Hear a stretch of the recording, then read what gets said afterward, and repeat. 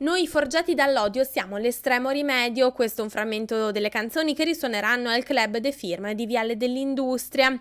La festa White Christmas, prevista per il 23 dicembre in un locale della Zaia, è firmata tra gli altri dal movimento di estrema destra Fronte Veneto Skinheads.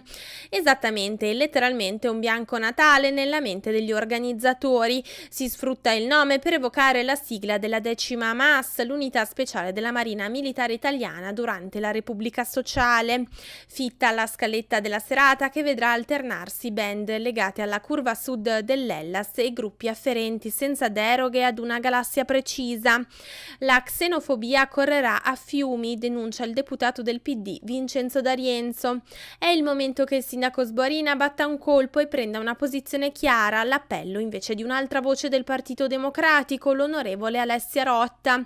In troppe occasioni l'amministrazione comunale ha scelto la strada del silenzio, peggio ancora, ha strizzato l'occhio a certi ambienti, continua la deputata, e il riferimento è al contestatissimo patrocinio dato ad un altro evento che flirtava con gli ambienti di destra, il recente convegno di Fortezza Europa.